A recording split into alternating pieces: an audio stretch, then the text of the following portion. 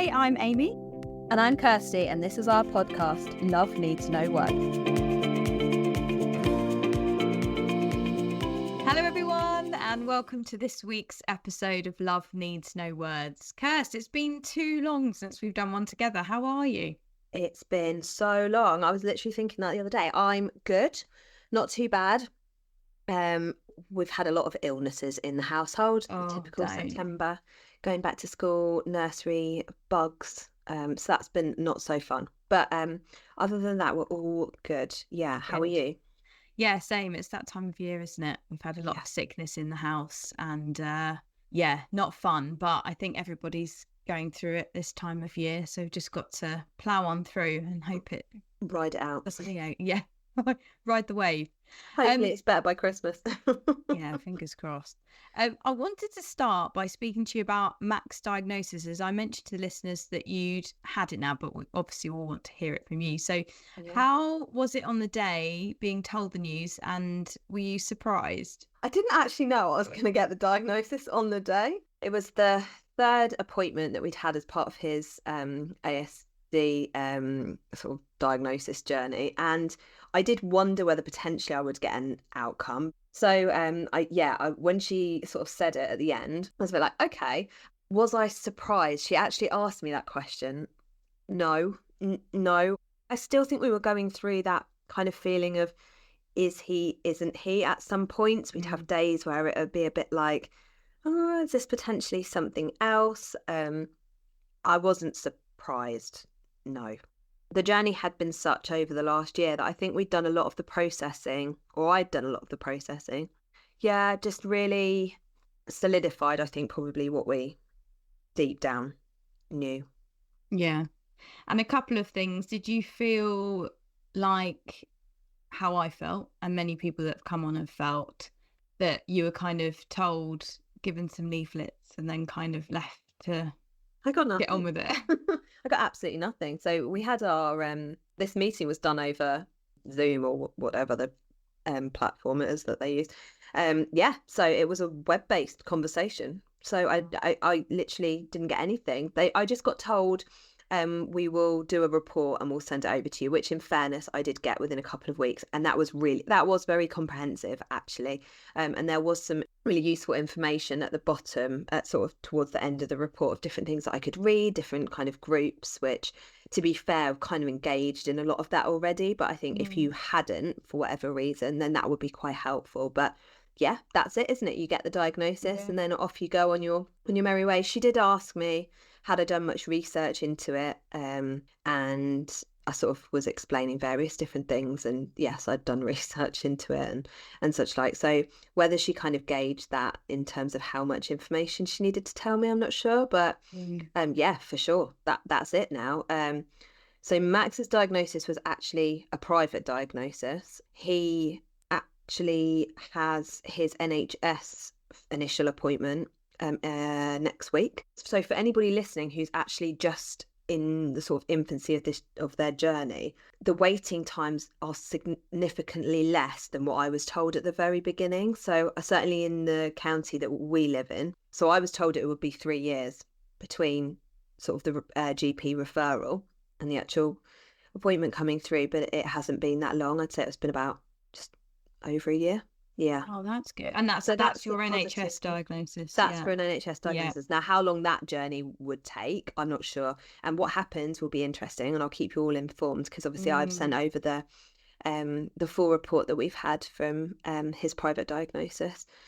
So I'm not sure what people might actually be able to give me a bit of advice on that if they've gone through the same thing previously, but I'm not sure what impact that will have, if any, on how they kind of approach it.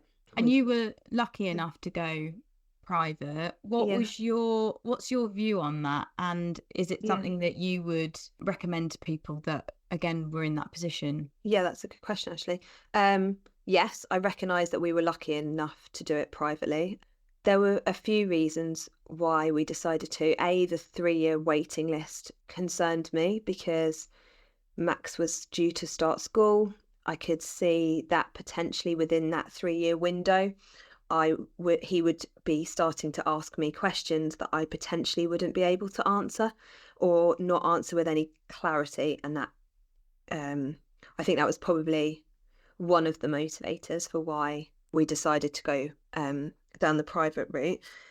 I would say to anybody looking at it, from what I learned, was do your research into who you go with. So we waited a long time to see the paediatrician that we saw, who is an NHS community paediatrician who does private work as well. So she was very strongly recommended on a local charity group. So I just did loads of research before, and I think that made me feel more comfortable, just because I'd heard previous stories from other people where diagnoses weren't recognised by the local authority and such like. So yeah, I was just a bit apprehensive about that. Now, I don't know, I'm not sure, because we're kind of at that stage at the moment, whether the NHS will recognise his private diagnosis. But certainly for us, it was a positive experience to do it, but not a quick one.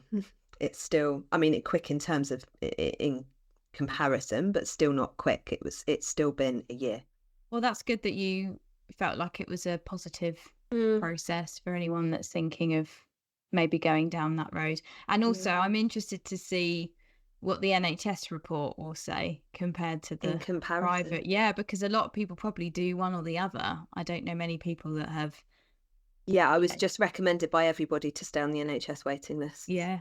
And do you think there's anything else that you're concerned about? During his diagnosis, it was mentioned quite a few times that he similar sort of traits associated to ADHD, but that he's too young at this stage, which makes perfect sense.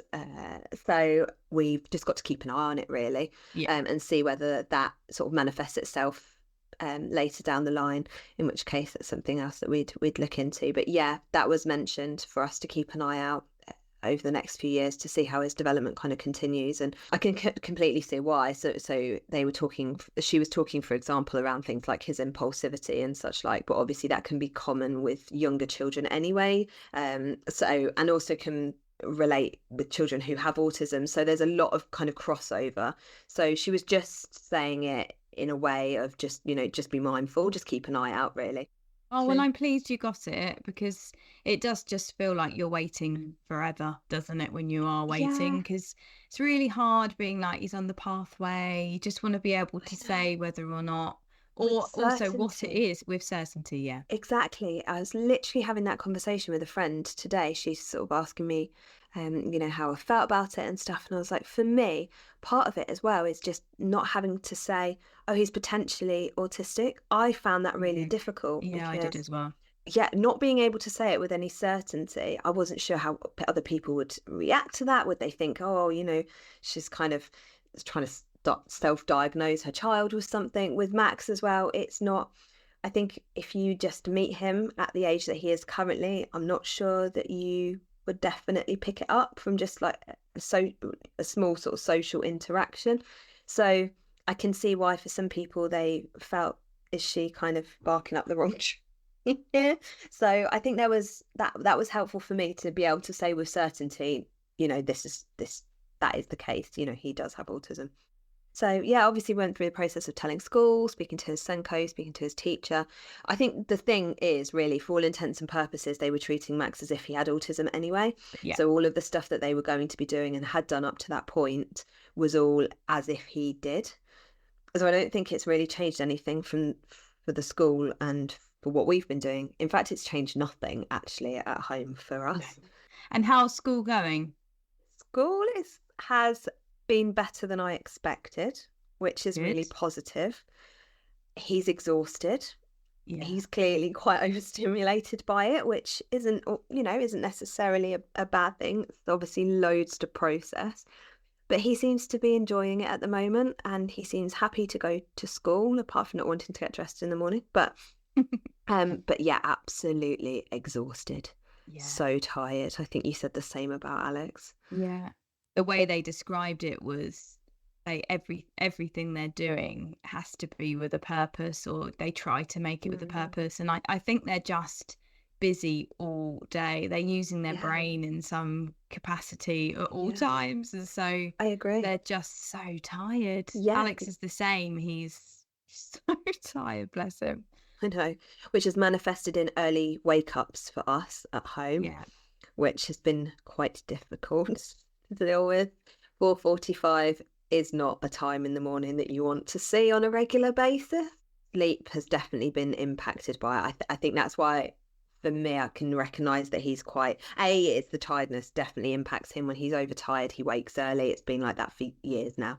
But also when he's overstimulated, he's literally waking up in the morning reciting things that they've clearly been talking about in class verbatim. Dreaming So about it's literally in his bed listening to it, which is really sweet. But yeah, again, not what you want to hear.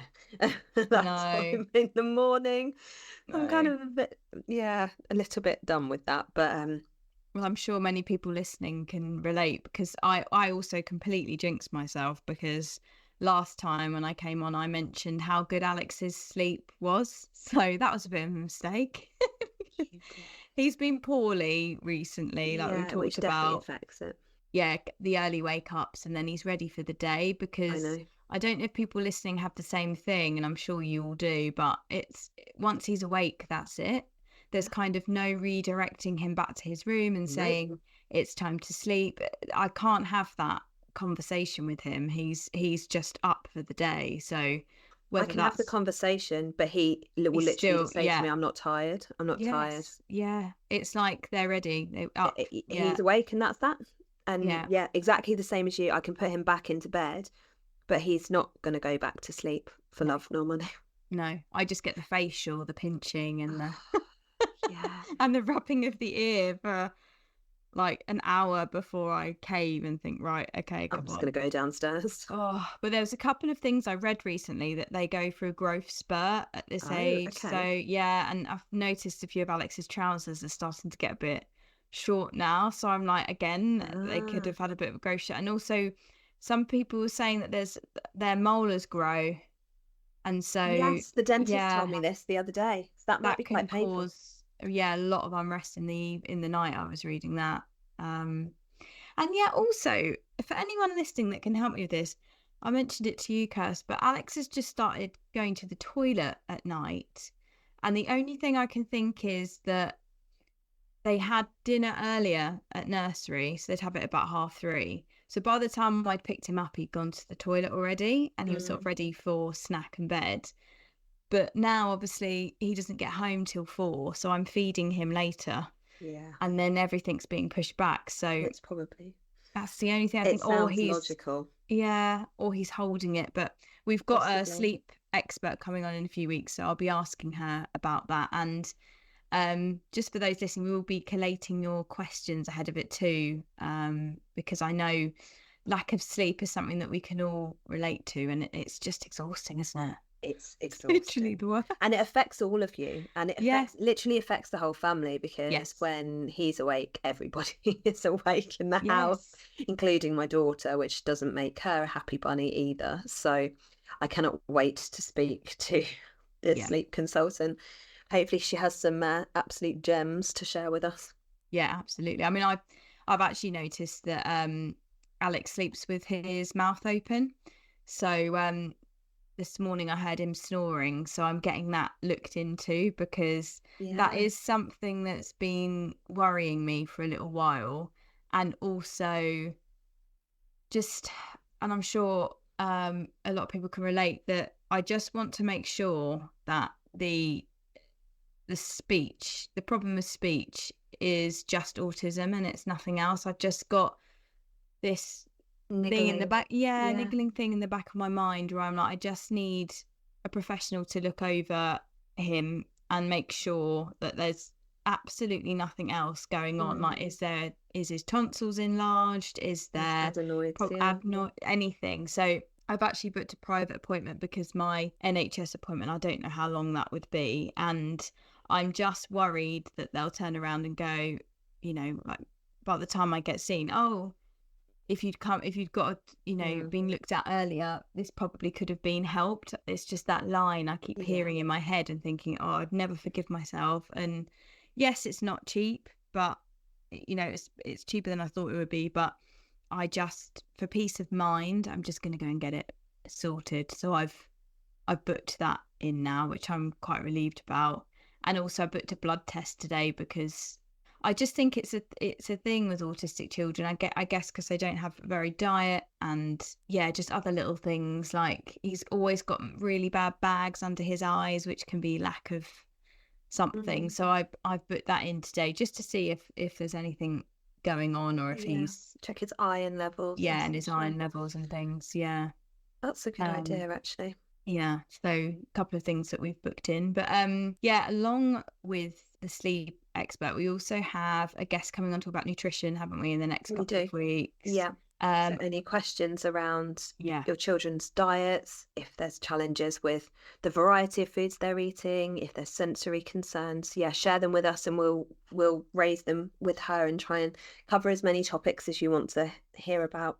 And we also have, really excitingly, we have James from Stories About Autism, who many of you are probably following on Facebook. So he'll be sharing his experience of having 2 children with autism with varying needs. So really looking forward to speaking to him in the next couple of weeks. We've got Girl with Autism. She is on Instagram. She'll be coming on to talk about her story.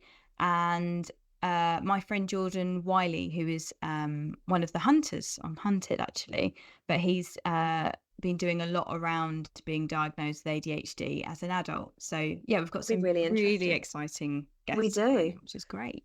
So definitely share your questions if you've got anything that you want us to raise, to any of them, actually.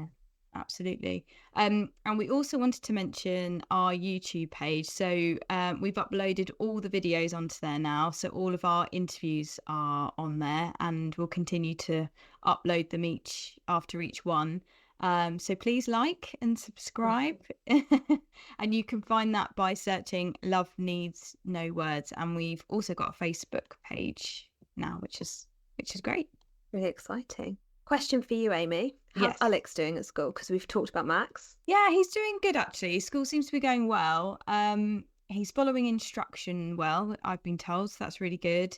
And he's starting to eat lunch now, so he was avoiding certain things at first, but I think he's realised that if he doesn't eat it, there isn't another option. But to be honest, I'm pretty chill about the food situation, because I've just said to him, look, if he doesn't eat much at lunchtime, I'll just do him a bigger dinner. It's it's not a massive deal. But I've also said if they're worried and he's like eating nothing all day and it's concerning them, because as we've said, they're doing a lot more and maybe they feel like he should be eating more, then I'll do a packed lunch. But I'm hoping it's just him getting used to what he's having each lunchtime, and then getting to the realization that if he doesn't eat it, then there's nothing else. But he's eating all the snacks fine, classic, of course. Does he like to snack? Max loves God, he loves a snack. He would snack all day long. He absolutely loves it. I think this might be their age, perhaps, more than anything else. The only issue we've got with the school, I guess, is that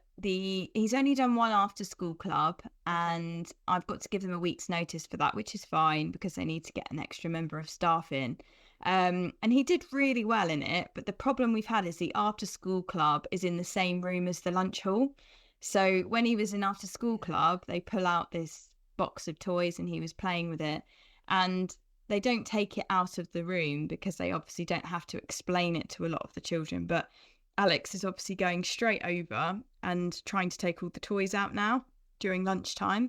So they've had to kind of use a way to kind of redirect him and explain to him. But they said that's getting easier, and also the transition sometimes from the lunch hall to outside, but they've now given him something to hold, and that seems to have helped the problem. So I feel like anything that they've come up against, they've just found techniques to help deal with it, which I just really, really appreciate, because it just shows that, you know, they've got such a huge knowledge in how to deal with these situations. But also I get told the problem and then the solution that they found a lot of the time. So it is really great. And he's really happy there. He goes in quite excited now, and I've just spoken to some of the other mums and just thanked them, really, because all of the kids in his class have been amazing. I heard a little girl actually on the way in today say, "That's Alex, mummy. He's so lovely but really shy." I thought, just No, he's because obviously sweet. he's not communicating Yes. with them through words, so they're associating that with shy. That's Shy really mum. interesting, isn't it? To Really see that other interesting. children's perceptions. I'd love to be a fly on the wall to I think know. about, what other children think about, what they see. Yeah. It'd be so interesting, wouldn't it? Yeah. I pick know up on that it. he goes in the morning and there's the home corner and he puts all the cups up on their hooks and there's a little girl that goes and helps him every morning with that. So I'm not sure obviously who that is, but yeah, I just thanked all the parents because you, as a sen mum with a child in a classroom full of children that are verbal, to know from the teachers that he's being looked after and he's just being treated like any other child. As you say, he's just being seen as shy rather than, rude or anything else. And Yeah. I just think children are amazing.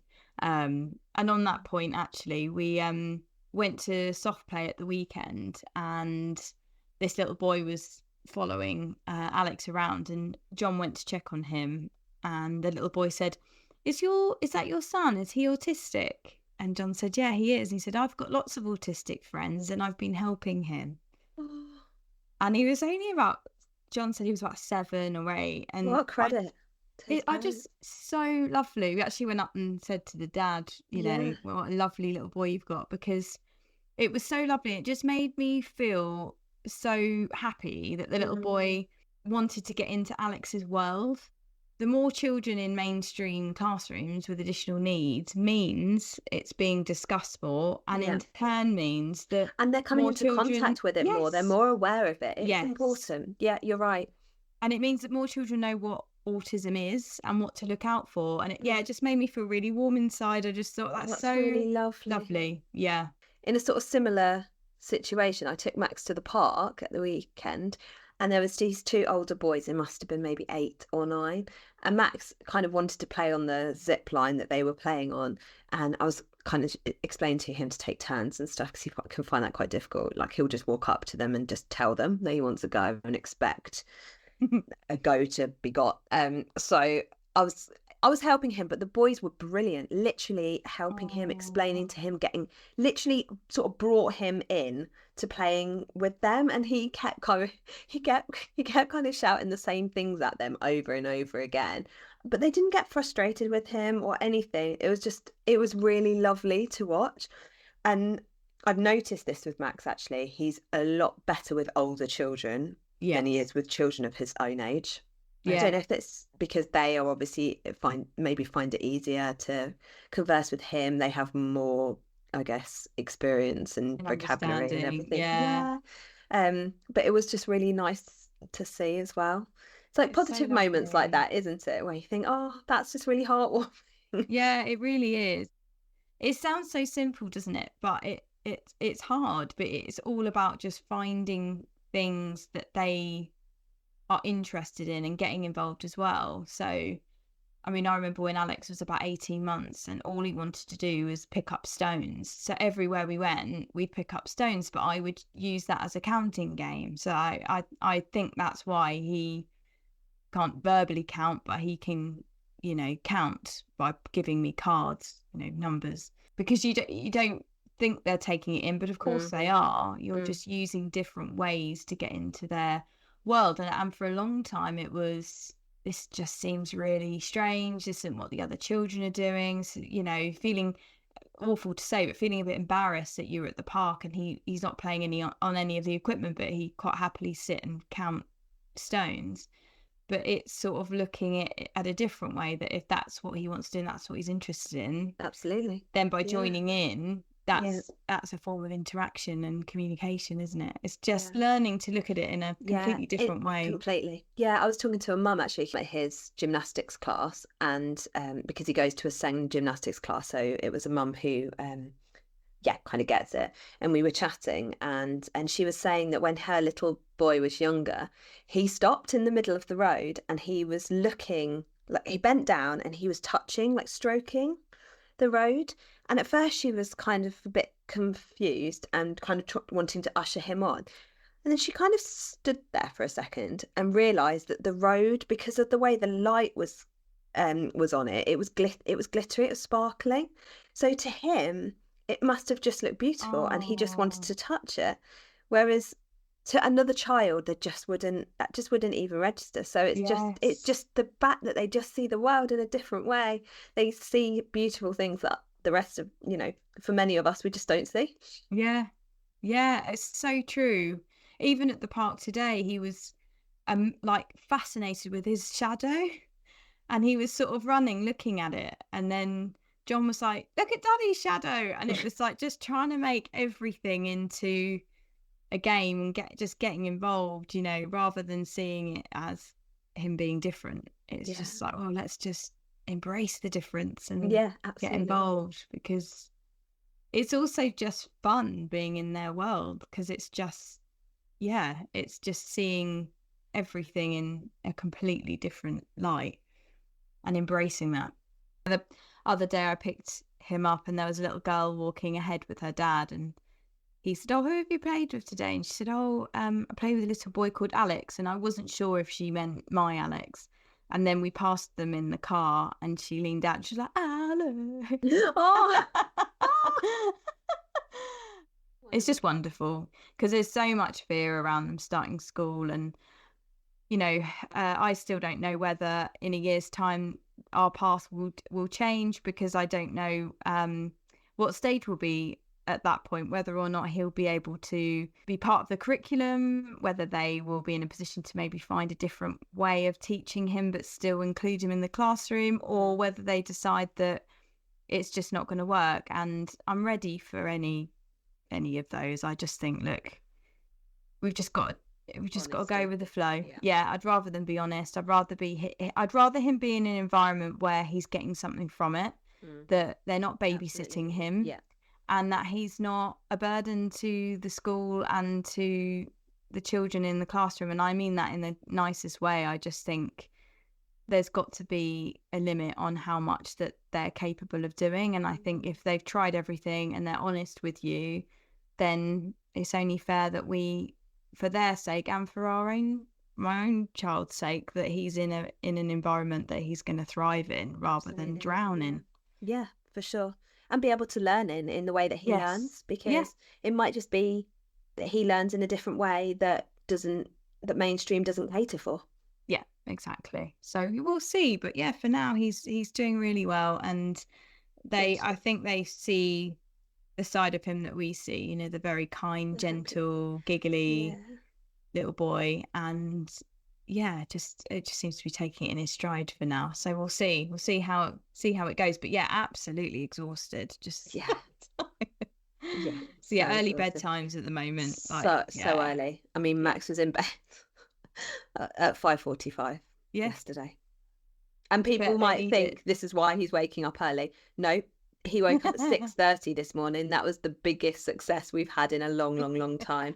Max defies logic when it comes to sleep. The earlier you put him down, typically the longer he sleeps for.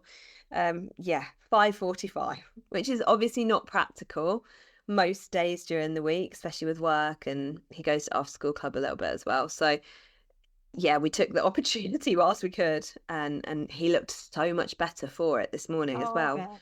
Yeah, he had colour in his face yesterday. He was so pale. He was just exhausted. Yeah.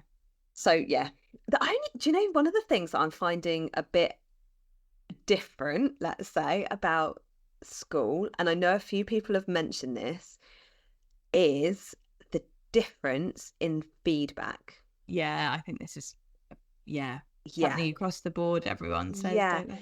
So I think there's definitely a transition that parents go through from nursery to school in terms of the amount of feedback that you get and managing your expectations, because you pick them up from nursery and you're told exactly what they've done through the day, what they've eaten, bowel movements, how many, if they're sleeping, how many hours they've slept, etc. Almost War and Peace, which is wonderful. And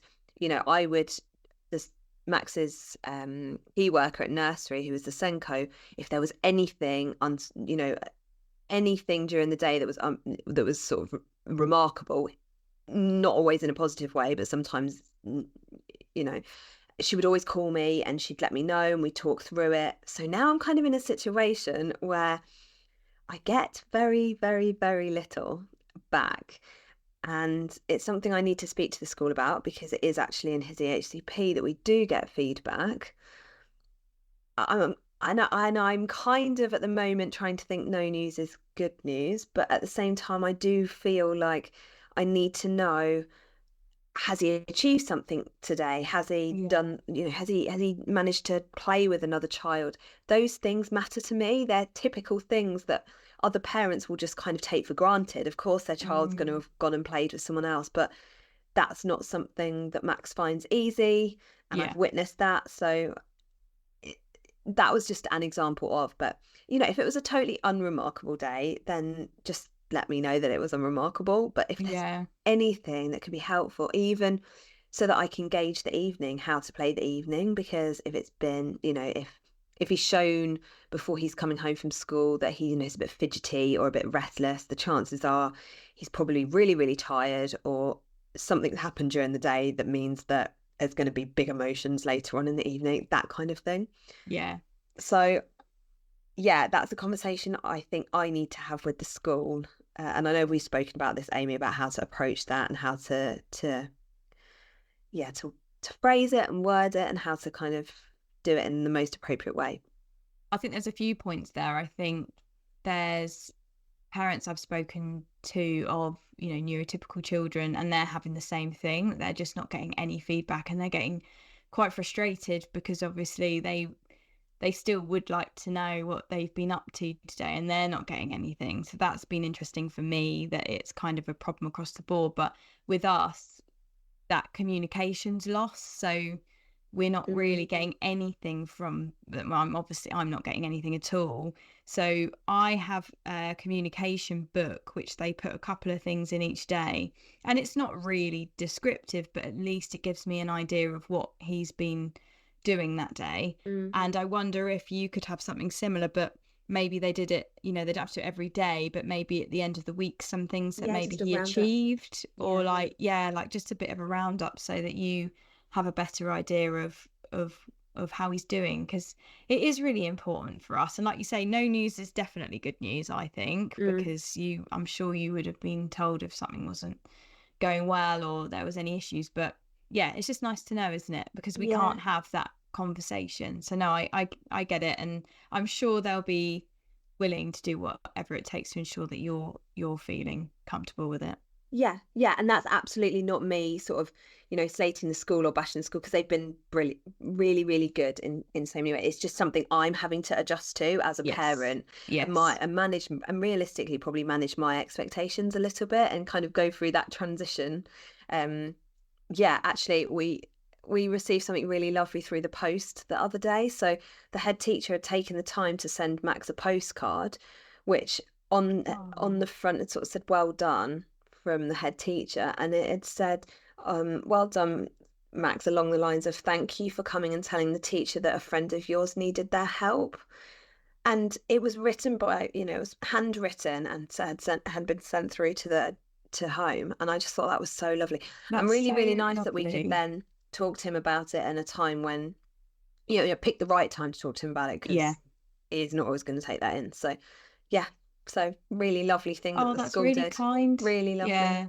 And that fact that she's handwritten it, I know, and she's taken the time to do that's really, really kind. And makes him feel really special as well. Really special. And it was just a really, really lovely, it meant a lot to us, I think, as his parents. So that's absolutely, it absolutely wasn't me saying that there was anything that the school are doing at this point that is it's just adjusting, isn't it? 100% an adjustment for sure. Because I think as well at nursery we did get a bit more extra time with the teachers, because they knew that there was always going to be more to say to us and more to fill us in. So I totally agree. It's been different for me as well. Sometimes I'm like lingering at the end if he's come out last, and they're like, "Go, have a good evening."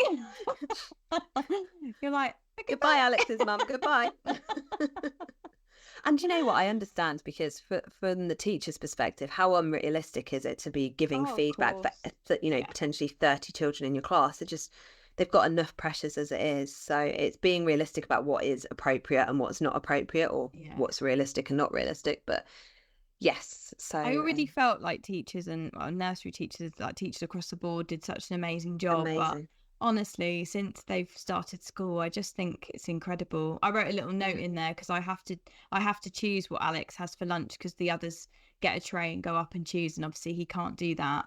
So I choose what he has for lunch, and at the end I put a note in there this week just to say thank you so much for all your hard work, because he I think you feel the same. It's gone so much smoother than I thought it would go, and that's down to them, that's down to the environment, down to how they're going about each day and ensuring that he feels comfortable. So any teachers out there, well done. Amazing work. Thank you. We appreciate you. We do appreciate you. So how are weekends been after a long week at school? Has he been all right at weekends? Generally speaking, not too bad. We do have emotions, and it's not that, everything's hunky-dory all of the time, but we had emotions before. So it's kind of, I would say we are purposefully keeping weekends as calm and as non-stimulating as possible. We're not doing anything whizzy bang, to be honest. It's just kind of quite routine stuff with family, and so I think that's massively helped. And I'm also mindful of half term, based on advice that I've been given by friends, that they are really tired by this point, so just to keep it light. So I think that's really helped. So I'd say weekends have been okay. In the general main, a couple of days yesterday was difficult, but then again we've had illness in the house, so there's a recovery from that. So it's I think I'm just very, very cautious. I'm scared to jinx it, if I'm honest. And I don't know if other parents out there feel like this. If you have a period of maybe things feeling a bit more positive. I mean, we spoke before on the podcast, and people knew how anxious, or certainly how anxious I was about Max starting school, and sort of some of the fears I had. And some of them were realised and some of them haven't been, which maybe is a lesson in don't worry about things until it actually happens. But in the general main. But then part of that also makes me wonder, is that because there's lots of strategies and things that we do to accommodate him and make sure that he's comfortable and not put into those stressful situations that are then going to exacerbate?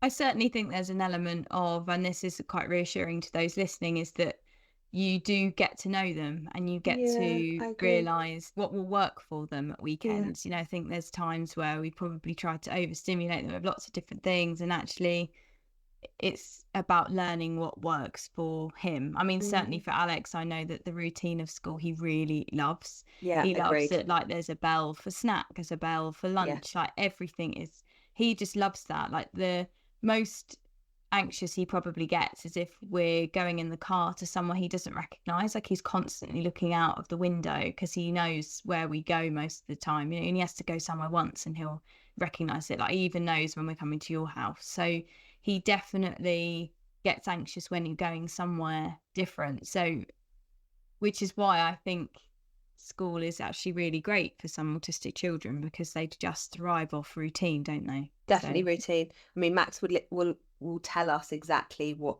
he's done in the morning, as in not within those activities, but he will be able to say, we do this, and then we do this, and then we do this, and then we do this, because he's learnt, and they do it so familiar, like, it's familiar across the week. So which is really great, which I think he really enjoys. And my friend, actually, who's a primary school teacher, did say that to me before he went to school. She said, I think that he might really enjoy that, and she was totally right. Well, I'm glad it's been so successful. That's really good news. I feel like this is a very positive episode. Yes, which is really nice. Yeah, really, really nice.